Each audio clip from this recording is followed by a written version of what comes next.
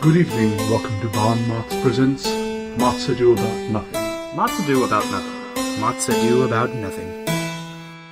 Where we apply the revolutionary MOTS scale to classic and contemporary literature. MOTS Ado About Nothing. MOTS Ado About Nothing. This podcast contains mature content, spoilers, language. You have been warned.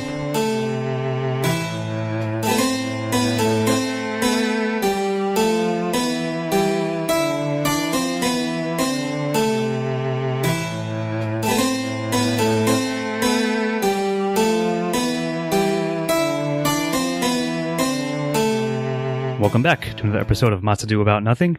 I, of course, am your host this evening, Scott Thurlow, as always, joined tonight by Jonathan Ian Manzer. He might be Scott Thurlow, or he might be an insect. We'll find out. We will certainly find out. And Stephen Amosi. Hello. All right, and tonight we're going to be discussing a short story by one of my favorite authors, who I've referenced a number of times on various podcasts. It is The Hanging Stranger by Philip K. Dick, or PKD, as I usually shorten his name to. And this is a story that was in a collection that I have. Quick backstory, Philip K. Dick wrote a lot of short stories, like hundreds of them. And there are many collections of them. I just happen to have one, volume 3, called Upon the Dull Earth. And I only mention it because these are stories that were only written between 1953 and 54. So, I will commence with the funny logline. I've come up with The Brood are due on Mulberry Street. So if you know what either of those mean, or one, perhaps you can guess what's about to happen. And then we'll go to E. We're going to unfold, as has now become some of our tradition, because this is a shorter-ish story. We're going to unfold on the MOTS scale. Intro, body, conclusion will be one conglomerate, and we'll discuss all together and then give our scores. So go ahead, E. Give us a synopsis. So a man is walking down the street of his local, suburban neighborhood. Podunk, USA. Like the main street of it. He was down in his basement fixing the foundation. And he notices a man hanging, or having been hung from a light post. And he thinks that's strange. Nobody else does. And he starts to suspect that everyone in the town has been replaced by aliens, or at least the growing suspicion. Yes. He gets more and more paranoid, and you start to question whether he's insane or whether he actually has found a conspiracy. He goes back home to his wife and 2 children, realizes that his young son is an insect as well, and stabs him to death, and he goes on the run to a nearby town, where he finally reaches the police to report that an alien invasion is Strange underway. things are afoot.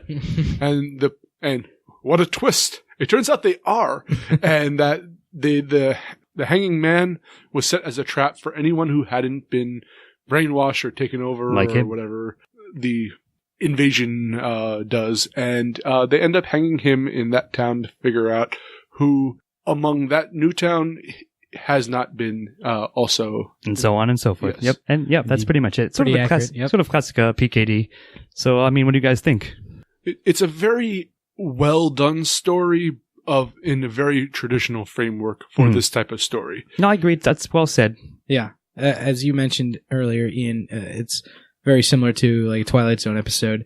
And I mean, it might as well be one. And again, written in 1953 or 4, so right around Twilight Zone was maybe just a little later on than that. Yeah, it was very...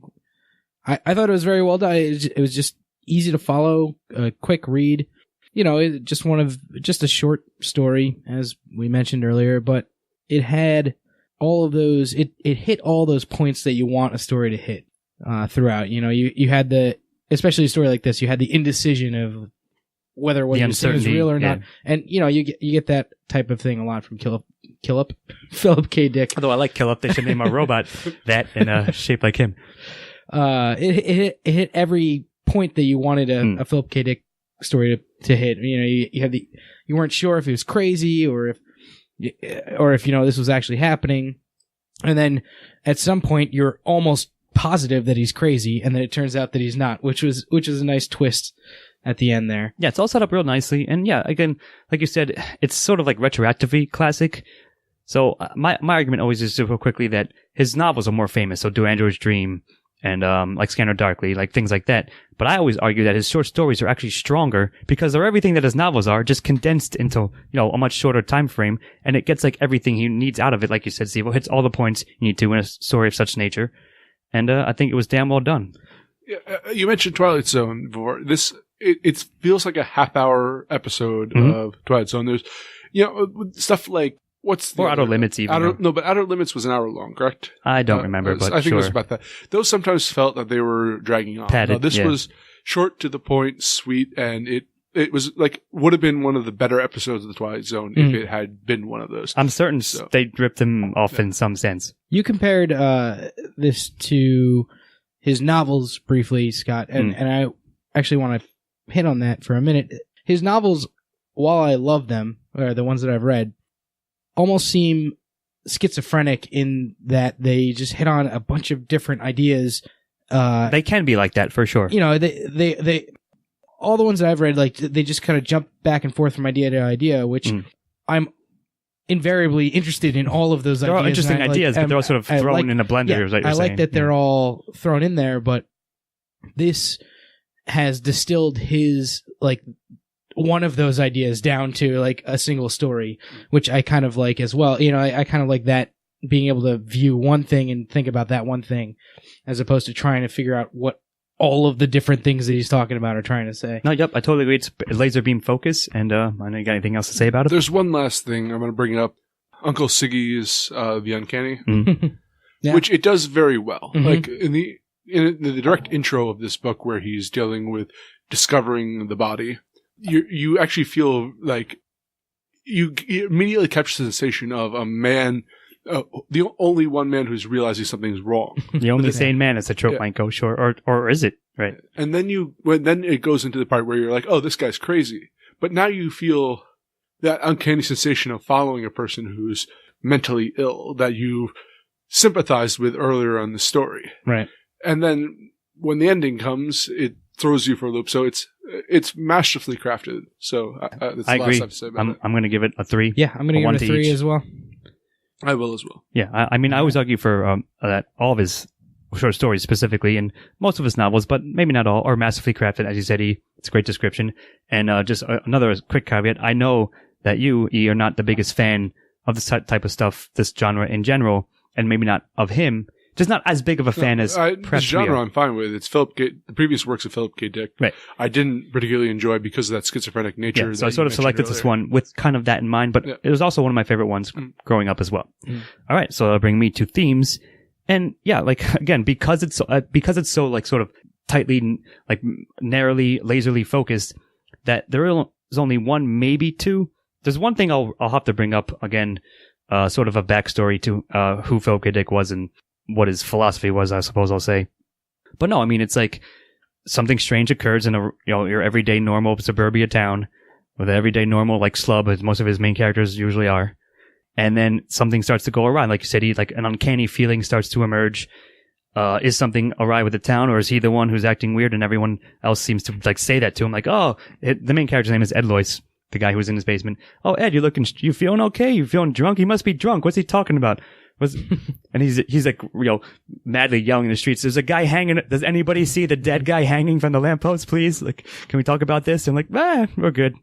No, it's fine. So yeah, and then of course, then he starts, like, I think it's, if I remember the line very close, like he sees like a shimmering, like an insect-like form behind, like sort of transposed beyond the people. And then he sees him like coming from the sky, flying into above the earth into people. Into, I think it was Town Hall, right? Yes, It was over the Town Hall. municipality or whatever. Yeah. There is one point where he basically takes a ride with two cops who are like, and he's like, I know all the cops in this town. I don't recognize these guys, which was the exact point where I thought to myself, this guy has gone crazy. Like, Absolutely. And I thought that was, I thought that as we're speaking about themes, I thought that was an important, little detail. Yeah. The being the only sane man in an insane world was an important part of this story. Like, are you able to trust your own instincts? Are you able to trust your own mind? But you're forgetting the context of both the time when this is written and the purpose of an alien invasion replacing people and things. It's always been attached to the Red Scare. Communism, sure. With the idea of... But communism is just a red herring. Anyways. But like, that idea of like, what if they infiltrate the government? What if they infiltrate the police? What if you're the only person in the town who hasn't turned into like that kind of mentality? Paranoia. Sure. I think really just like Invasion of the Body Snatchers and all of those other works that dealt with this. I felt that had a very strong point here. No, you're right. Good point. Yep. Sort of keep the time and the context in mind for sure. But even so again, this is now 60 years removed, a little bit more even than that from the original story. But I still think you get that sense, even if there is no perhaps not quite direct analog to the Red Scare and the threat of communism or the paranoia about it at the time. Mm-hmm. But nevertheless, of course I agree, the major one. But again, I will have to bring up when Ed Lois is going on his rant to the cops and the commissioner, whoever it was. He says, no, the Bible is right. They saw in the Bible all the devils were depicted as huge, grotesque bug-likes.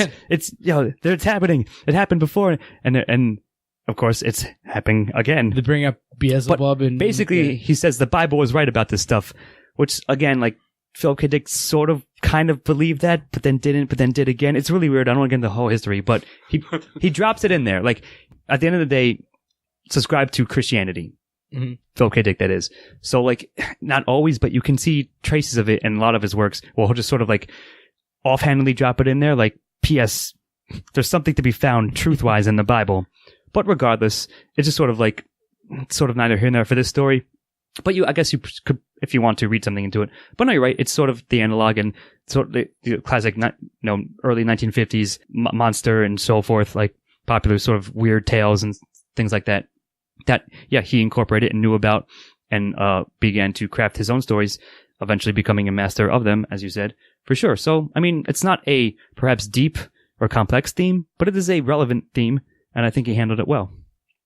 Yeah, no complaints again. So I'll give it a soft one, but still a one. Yeah, I agree. It's not. He's certainly done the same theme better elsewhere, I would say, and you've also seen it, everywhere. Exactly. But it comes through, and you get what you're reading, and I think it's a good theme that runs throughout this short story. And it's also doesn't feel stale here. Mm-hmm.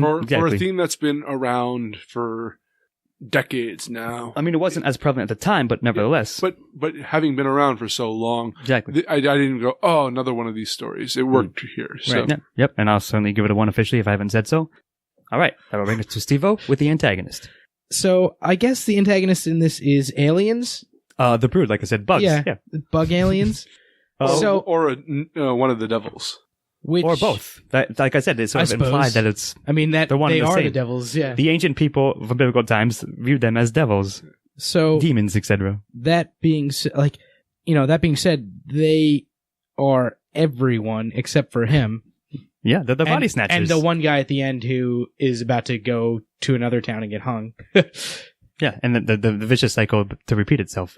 But it is a scary, it's a scary antagonist. It's all of everyone being taken over, being body snatched by these aliens. Really? Because I don't think, yes, you're right. These creatures, whatever, are the definite, what's antagonizing our main character. But I think what was more interesting about this was the mystery of whether he was sane or insane versus whether he would overcome this monstrous force. I agree with that. I think both are valid. I think that is the interesting point, but you can't say that his own sanity, because he never actually struggled with his sanity. I mean, maybe for a minute, but he didn't think he was going insane at any point, really.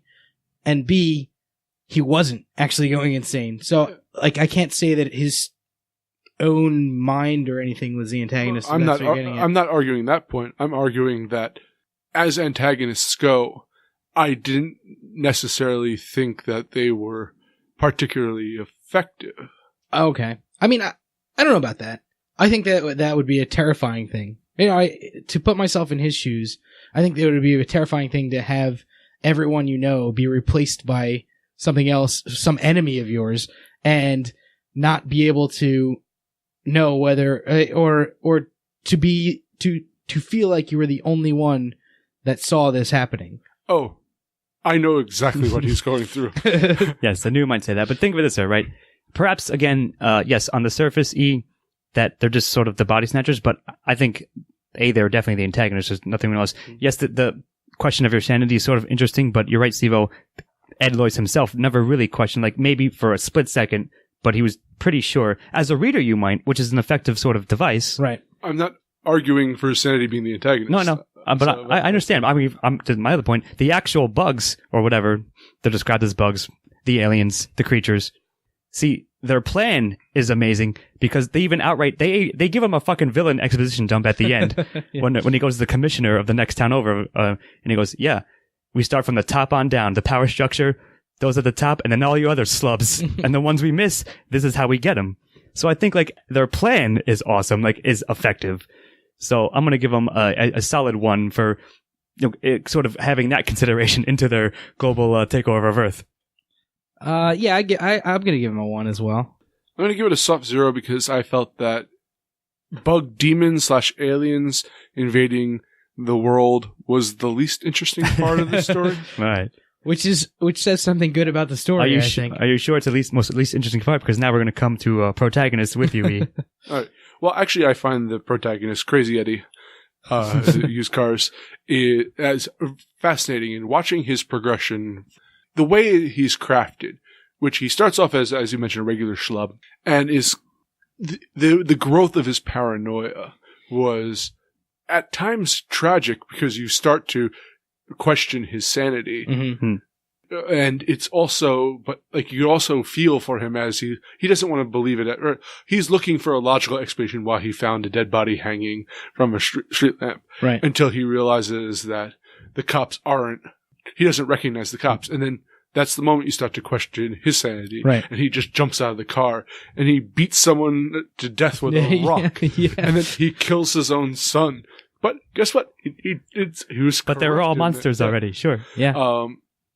And he's such a tragic character because he's unable to cope with the horrors in front of him. And when he finally succeeds in reaching sanctuary, he finds himself betrayed. It's a trap. It was no sanctuary at all. Yeah. So I think he's a very strong character and very interesting. That's interesting because as much as I love the story, that I always thought he was sort of the weakest. And yes, you're sympathetic towards him, like as he starts to uncover and realize perhaps what's actually happening, what he thinks is and perhaps isn't. And then, yeah, like, you're right. The turning point, or at least a big clue, is the 2 cops that he doesn't recognize from the town. And is, of course, the scene where he goes home to try to rescue his family and realize they've already been invaded and has to actually, like, I think a stinger comes out of his younger son's body and tries to attack him. And he's forced to slash him out and flee, essentially. So, I mean, I don't know, like, I wanted to give it sort of a soft 0. Here's what I want to say. Classically, traditionally, the main characters in most PKD works are sort of just vessels for his ideas. Mm-hmm. So, like, the themes are almost always stronger, even though he can have well-drawn characters, don't get me wrong. So, I don't know, like, you might have convinced me. What do you have to say about it, Steve-O? Maybe you can... Well, I'm almost going to 100% agree with Ian on this. I thought that his whole the progression of his character and the strength of that progression was really, really good, especially for a story as short as it was, because he goes through this massive character arc from the beginning where he's just a normal guy to seemingly completely insane and murdering his own son to being completely right about everything and then being taken in by another, somebody else who was a body snatcher, as we've been calling them. Body bugs. For a 14 or 15 page story, or however many pages it was, there is a lot that this guy goes through. Right, and there's a lot changes crammed about his personality. True. And what's funny about that is his vindication comes upon the betrayal. And yeah, that's a good point. And it's it's really tragic for sure. Yeah, and I know I have to give this I think this was actually, when you mentioned themes are usually stronger, Crazy Eddie is what made the story worth compelling reading. to you. Okay, fair enough. I mean, you know what? I'll give it a solid 1. I still think themes are stronger, but you guys may just convince me that he's a stronger protagonist than I thought he was at the outset. Yeah, I'm definitely going to give it a 1 as well. All right. And that'll bring me to secondary characters. So this is sort of like, not an interesting one, but it's difficult only in the sense that, again, as you said, Steve-O, it's like a 17-page story, whatever it is. So there's not that many. Like, they sort of like come by you. He meets his neighbor. He meets his like this coworker on the street. Like, all the people that he knows in town, as he says, I know everyone in this town. And they're all behaving strangely and asking him if he's okay. And he goes to his family. There's a brief scene with his family. And like what we just said happens. And then the commissioner who from the next town over explains the bug's nefarious plan and then hangs him in as to be the next bait for the next person who's like him, who hasn't been somehow escaped their invasion. So I don't know, like, they all, again, fill out the world and serve their roles, but the point of them is not necessarily to be characters, especially because they're taken over by bugs. Like, they're sort of like, robotic. Well, that's exactly what I was going to say, even to a way more extent. There are 0 supporting characters in this. Everyone is a tendril of this the hive mind, hive mind of this alien invasion. It's like calling your antagonist's left arm a secondary character. Like that's really funny. There are 0 supporting characters. It's all antagonist and protagonist. There is one. That is the guy that shows up at the guy who plays Ed Loyce's place at the end. Now, here's the thing, and this is the only reason I might give this a 1, although I am leaning towards a 0 for this, is that none of the other secondary characters, aside from perhaps the commissioner, are necessary for the plot. Yes, perhaps his killing of his own child is used to ratchet up tension and make you really question his sanity. But thematically, the only necessary character is the guy at the end of the story whose name I can't remember. It doesn't even matter. He's the next one in the cycle, sure. And the new Ed. Yes. Yeah. And I think that his appearance really solidified what the story was going for. Mm-hmm. Without him, it would have been actually a poorer story. But I don't know if that's enough for me to give it a 1. You're right. I absolutely agree in that sense. I don't know. You made a good point, Steve. Should I call like the villains' fingers all separate protagonists in that sense? That's a funny point, but I still think it stands. But I think I may have to give it 65-45 or something, or whatever the math works out to, more heavily to what E just said.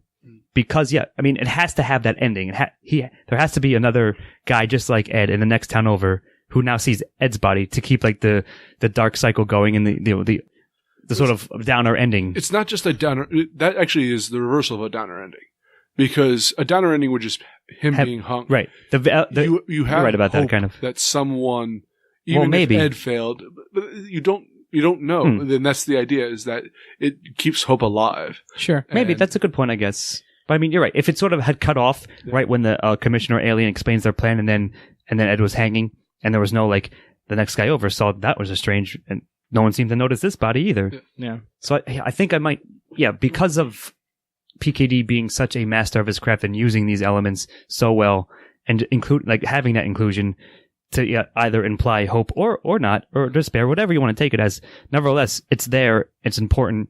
I think I'll give it a 1 based on that over the edge for me. I agree that is important. I don't think it's going to be enough to give it a 1 for me, because that guy is I could have gone either way, but I think, So to me, that guy is basically just a projection of Ed. Mm. He's the new.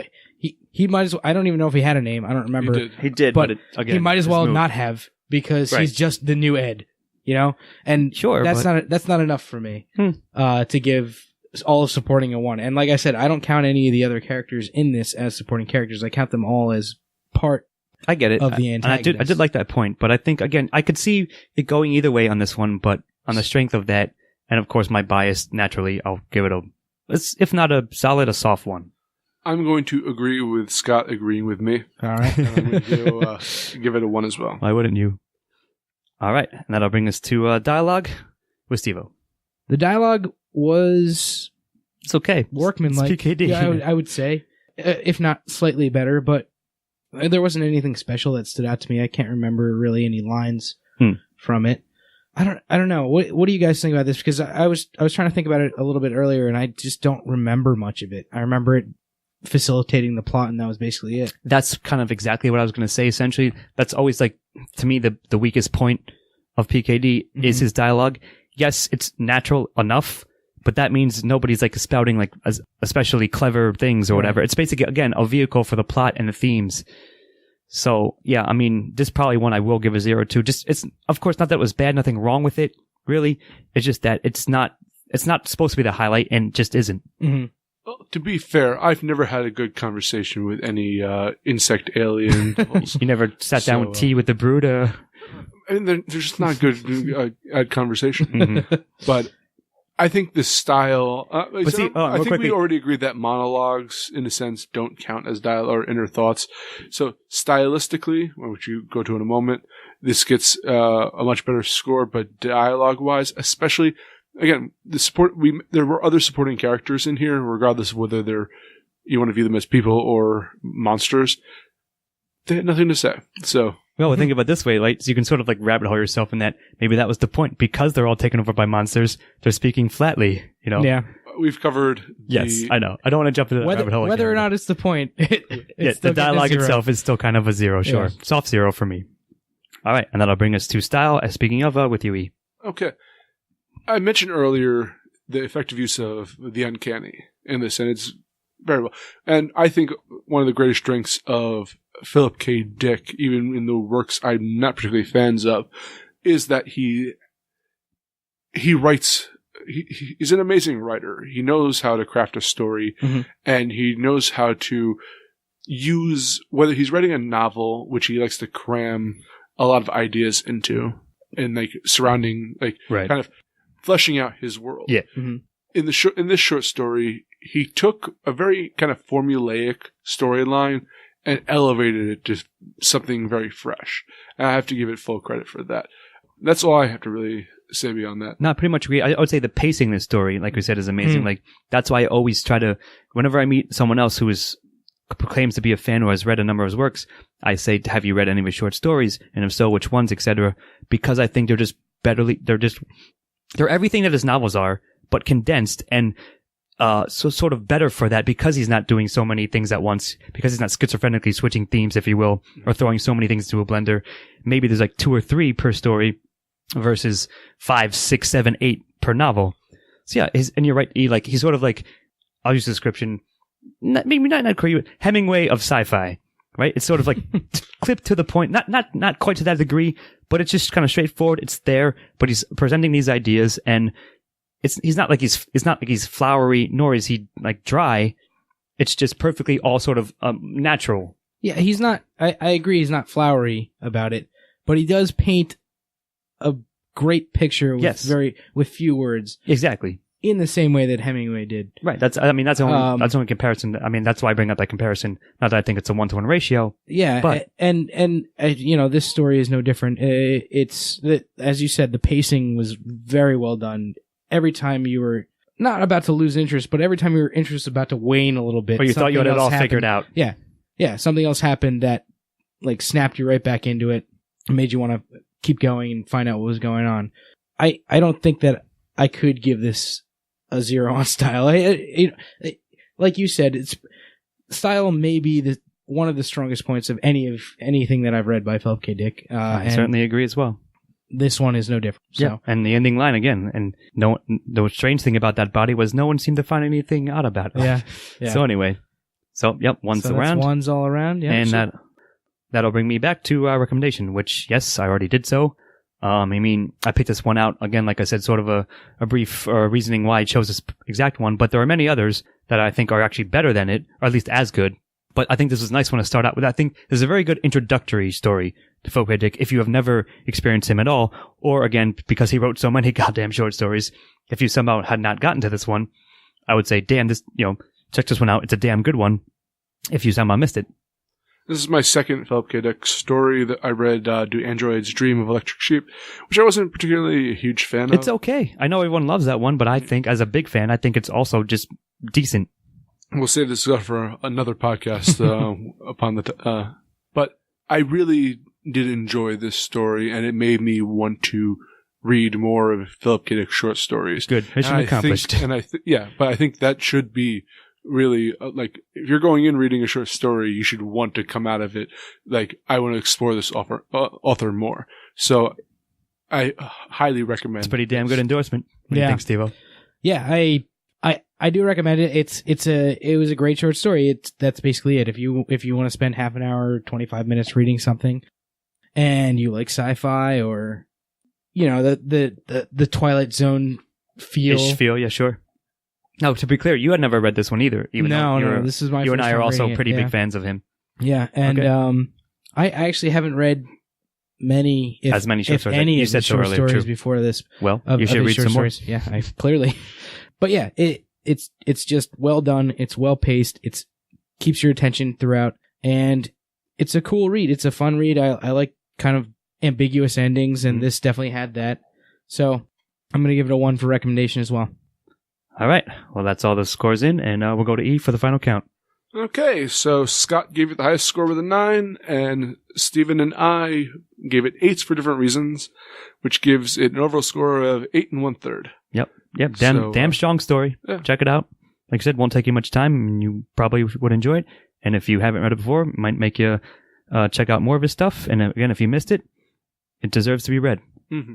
All right, so that'll do it for this episode of MOTS Ado. I, of course, have been Scott Thurlow, joined by Stephen Amosi Have a good night. and Jonathan Manzer. It turns out Scott isn't a insect, but I am. And either way, we'll be invading your town sometime soon. Good night.